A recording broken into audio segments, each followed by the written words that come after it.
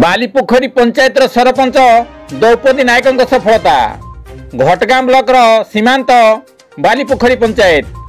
यही पंचायत महिला सरपंच हेले द्रौपदी नायक। से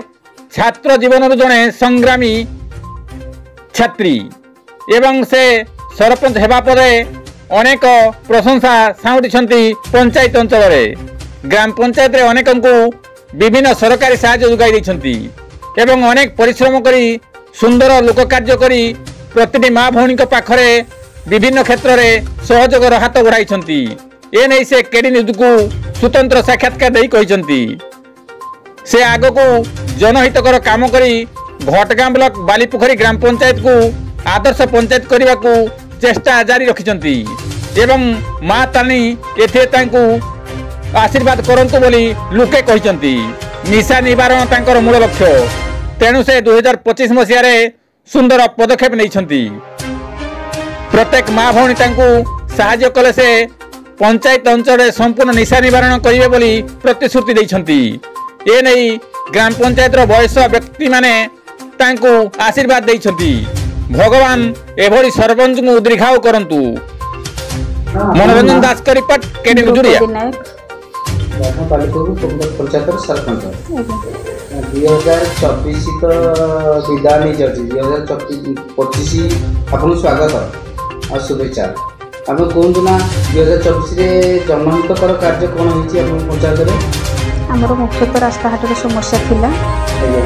सेगुड़ाक प्रायतः आम शेष पर्यायर सारीदेलु तथापि किछिटा रही जाइए नूतन फाइल कर काम संपूर्ण होगा चेष्टा कर निशा निवारण चेष्टा पंचायत हाँ निश्चित भाव में यहाँ तो सरकार तरफ भी आमको अवेयरनेस प्रोग्राम आम सरकार तरफ आमको सुजोग मिलूँ आम लोक बहु संख्यार अवेयरनेस करुचु निशा निवारण केमती आमर संपूर्ण मात्रा सुधारे 50% किछिटा सुधार आम निश्चित भाव में आशा रखीचु प्रचेषा चलू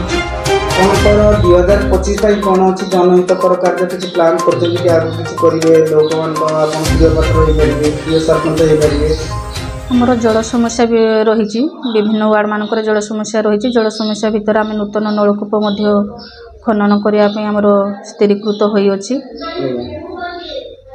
हरिश्चंद्र योजना रे केमती कौन लोक पाखे पहुंची पार्टी हरिश्चंद्र योजना विषय किसी कहतु ना से विषय आम वार्ड मेंबर को माध्यम किंबा जो हिताधिकारी परिवार को भितर जे मृत्युवरण कर सीधा सड़क भाव आमको फोन माध्यम जनइले आम सरकार तरफ हरिश्चंद्र योजना सहायता 3000 टंका लेखाएं आम